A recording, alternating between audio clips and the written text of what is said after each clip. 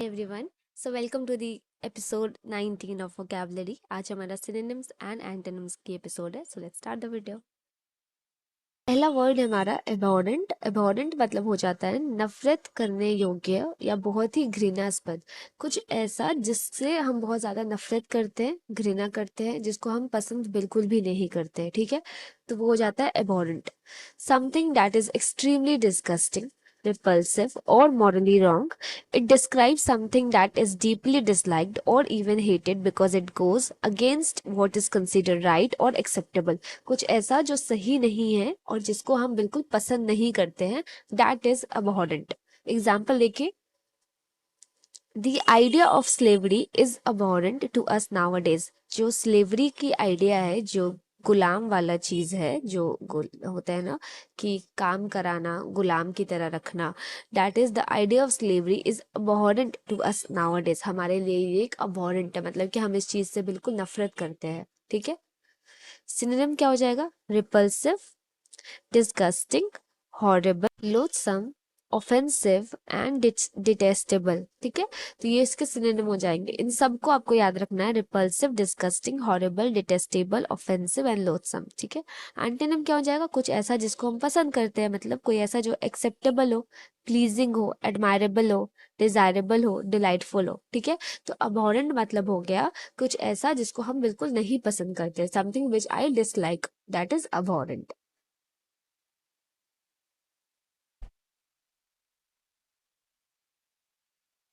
Second word हमारा celerity. सेलेरिटी हो जाता है स्पीड। कुछ भी जो बहुत तेज हो वो स्पीड को हम लोग सेलेरिटी से कहते हैं। ठीक है, ये एक नाउन होता है, नाउन दैट मीन्स स्विफ्टनेस और स्पीड। स्विफ्टनेस मतलब कि स्पीड के सेंस में आता है। ठीक है, स्पीड और स्विफ्टनेस, स्पेशली इन मूवमेंट और एक्शन। जब किसी चीज में लाइक कुछ कोई चीज मूवमेंट में हो और बहुत स्पीड में हो तो उसको सेलेरिटी बोलते हैं, तीव्रता या गति। एग्जाम्पल देखिए, The celerity with which the runner crossed the finish line amazed the spectators.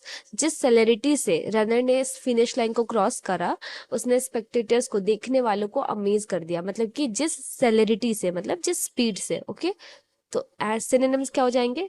Speed, quickness, rapidity, haste, haste होता है ना जल्दबाजी, स्विफ्टनेस, एजिलिटी, ये सारी चीजें क्या हो जाएगी? आपके सिनोनिम्स हो जाएंगे। ठीक है, speed, quickness, rapidity, haste, swiftness, agility, ये सारी चीजें आपकी स्पीड के सेंस में आता है और जिसका मतलब हो जाता है सेलेरिटी।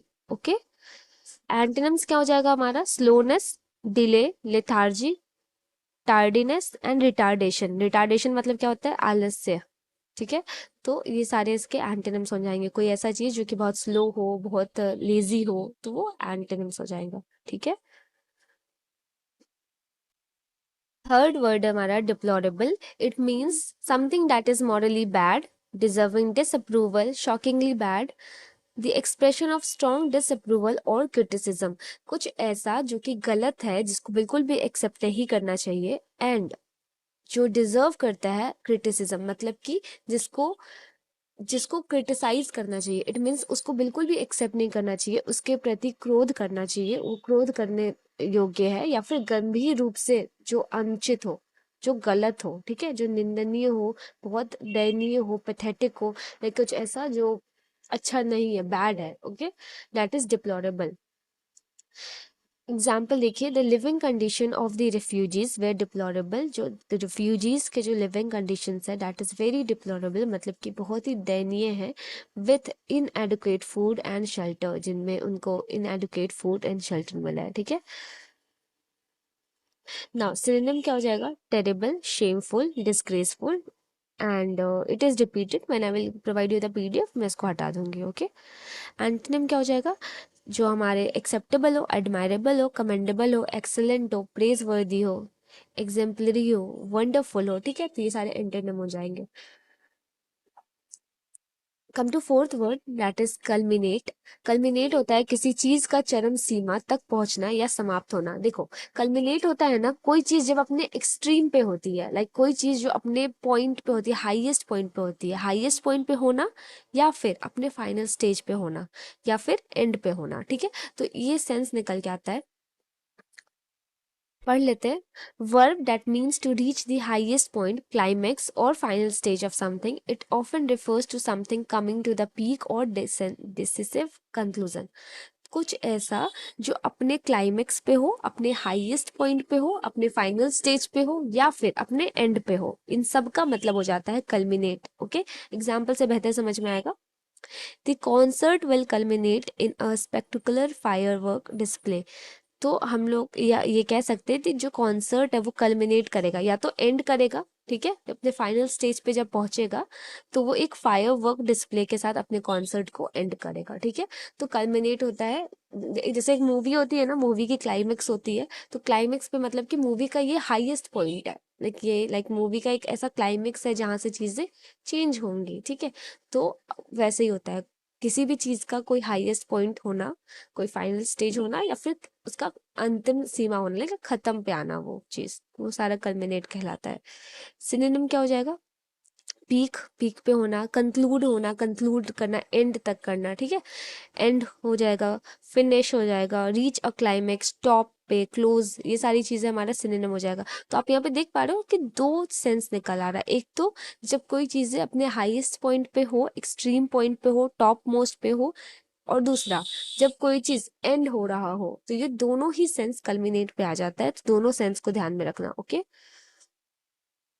कम टू एंटोनिम्स, क्या हो जाएगा? कोई चीज स्टार्ट हो रहा है, इनिशिएट हो रहा है, बिगिन हो रहा है, कमेंस हो रहा है, ये सब का मतलब होता है स्टार्ट करना, ठीक है। चलो आ जाओ। फिफ्थ वर्ड हमारा एश्यू। एश्यू मतलब होता है टू डिलिबरेटली अवॉइड, जानबूझकर अवॉइड करना, और अब्सट्रेन फ्रॉम, दूरी बनाना किसी चीज से। It often implies a conscious decision to stay away from something that is considered undesirable और हार्मफुल। जब हम किसी चीज से जानबूझकर, कॉन्शियसली हम दूर कर रहते हैं या फिर उसको अवॉइड करते हैं, वो हमारा एश्यू कहलाता है, वो उस वर्ब को एश्यू कहते हैं, ठीक है। तो हम क्यों किसी चीज से दूर रहते हैं, क्यों ऐसा अवॉइड करते हैं? जब कोई चीज हार्मफुल हो या फिर अनडिजायरेबल हो, जिसको हम नहीं चाहते, ठीक है। तो अनडिजायरेबल और हार्मफुल चीजों से दूरी बना के रखना और उसको अवॉइड करना एश्यू कहलाता है। सिनोनिम क्या हो जाएगा? अवॉइड करना, शन करना, रिफ्रेन फ्रॉम, दूर करना, एब्स्ट्रेन फ्रॉम, कीप अवे फ्रॉम, ये सारा इसका सिनोनिम हो जाएगा। एंटोनिम्स क्या हो जाएगा? उसको और उसके तरफ जाना, उसको इम्ब्रेस करना, उसको सीख करना, उसको ढूंढना, एक्सेप्ट करना, वेलकम करना, इंडल्ज होना उसमें, और परस्यू करना। तो एंटोनिम हो जाएगा उसका, ठीक है। एग्जाम्पल देखिए, she decided to eschew junk food in favour of healthier meals. उसने डिसाइड करा कि वो आज से जंक फूड को अवॉइड करेगी हेल्दियर मील्स खाने के लिए, ठीक है। तो इश्यू क्या हो जाता है? जब आप डेलिबरेटली करते हो, मतलब कि जब आप जानबूझ कर करते हो, ठीक है, ऐसा आपका इंटेंशन ही होता है उस चीज को अवॉइड करना, आपने डिसीजन ही लिया है उस चीज को अवॉइड करने का, ठीक है। Come to sixth word, that is pristine. Pristine होता है that means it's an original condition, unspoiled और pure. It is also describe something that is clean, new and without any damage. कुछ ऐसा जो बिल्कुल नया हो, बिल्कुल क्लीन हो, बिल्कुल प्योर हो, उसमें कोई भी ऐसा उसको लाइक स्पॉइल्ड नहीं हो, ठीक है, कुछ भी ऐसा कटा फटा ऐसा गंदा नहीं हो, दाग नहीं हो, बहुत कोई चीज बहुत प्योर होना। Okay, that is pristine. Example देखिए, the pristine beaches of the island were untouched by human activity. तो आइलैंड के कुछ प्रिस्टीन बीचेस हैं जिस पे ह्यूमन एक्टिविटी बिल्कुल भी नहीं हुई है, मतलब कि दैट इज बिल्कुल, like that is fully untouched, बिल्कुल भी क्लीन है, बिल्कुल प्योर है, ठीक है। उस पर कोई भी छेड़छाड़ उससे नहीं किया गया है, कुछ भी उसको चेंज नहीं किया गया है। तो सिनोनिम क्या हो जाएगा? कुछ ऐसा जो बहुत अनटच्ड हो, क्लीन हो, प्योर हो, अनस्पॉइल्ड हो, इमैकुलेट हो, फ्लॉलेस हो, और अनब्लेमिश्ड हो, ठीक है। कुछ ऐसा जिसमें होता है ना, जिसमें कोई दाग धब्बा नहीं होता है, बहुत प्योर होता है, वो प्रिस्टीन कहलाता है। एंटोनिम क्या हो जाएगा? कुछ ऐसा जो पल्यूटेड हो, गंदा हो, डर्टी हो, डैमेज्ड हो, करप्टेड हो, इम्प्योर हो, कंटामिनेटेड हो, ठीक है। तो आई थिंक ये बिल्कुल क्लियर है सिनोनिम एंटोनिम का मतलब, कि लाइक प्रिस्टीन मतलब क्या हो जाता है? कुछ ऐसा जो बहुत प्योर हो, एंड एंटोनिम क्या हो जाएगा? कुछ ऐसा जो मिलावट हो, किसी में करप्शन हो, डर्टी हो, डैमेज्ड हो, ठीक है। Seventh word स्किज्म। स्किज्म हो जाता है जब दो ग्रुप्स के बीच में ना डिवीजन हो जाता है, वो स्प्लिट हो जाते हैं, उनके बीच में विभाजन आ जाता है, फूट आ जाता है, because of the differences in their opinion, belief and interest. तो उसको हम लोग स्किज्म कहते हैं। हिंदी में अगर आप इसको समझो तो ये एक विभाजन ही कहलाता है। विभाजन का मतलब होता है स्किज्म। ये और obviously it describe a formal और सिग्निफिकेंट सेपरेशन। ये एक तरह का फॉर्मल और सिग्निफिकेंट सेपरेशन होता है, मतलब फॉर्मली तरीके से सेपरेट हो जाना इज द स्किज्म।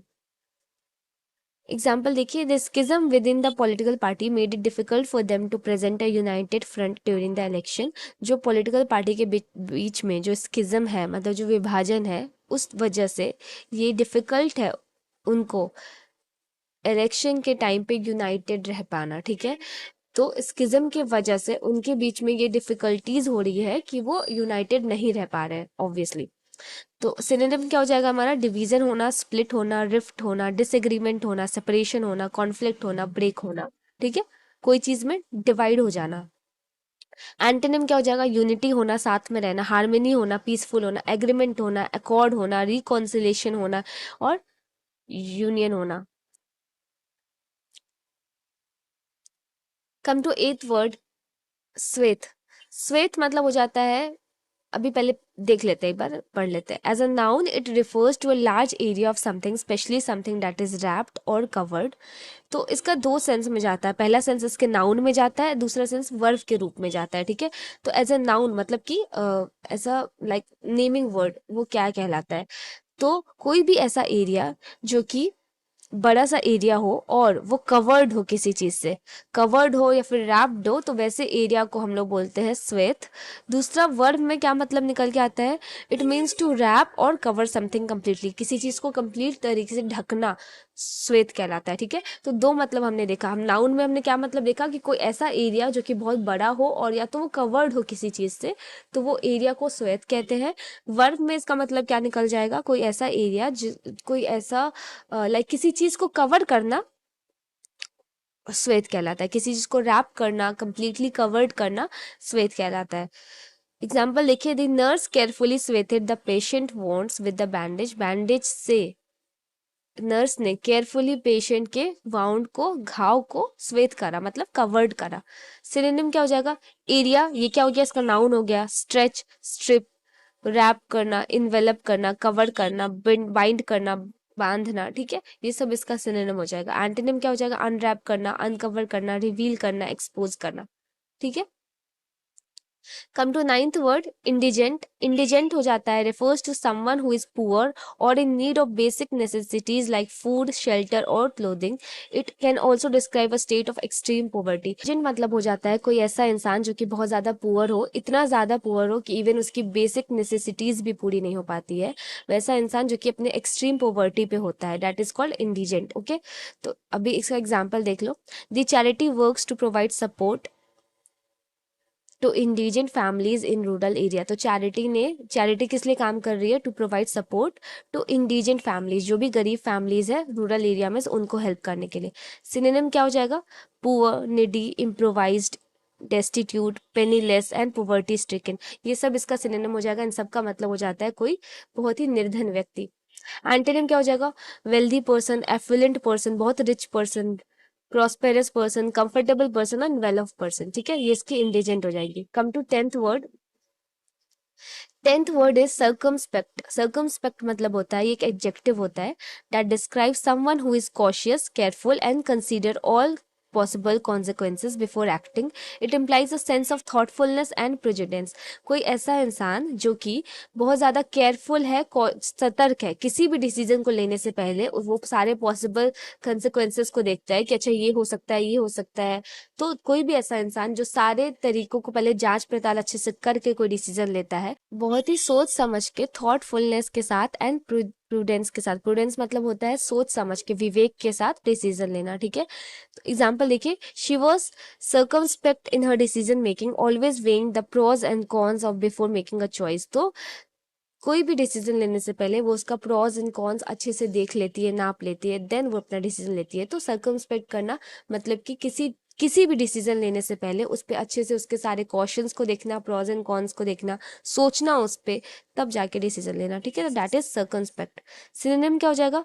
कॉशियस, सावधान रहना, प्रूडेंट रहना, बहुत ही सोच समझ के डिसीजन लेना, वेरी होना, केयरफुल होना, डिस्क्रीट होना, थॉटफुल होना, ठीक है। एंटोनिम क्या हो जाएगा?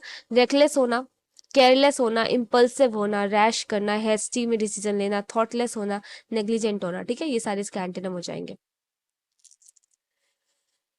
So we are at the end of this episode. So let's come to the game of CGL Telegram channel to join the quizzes. Please do the quizzes to for the retention of all the words we are studying right now. And till then, chalo bye bye.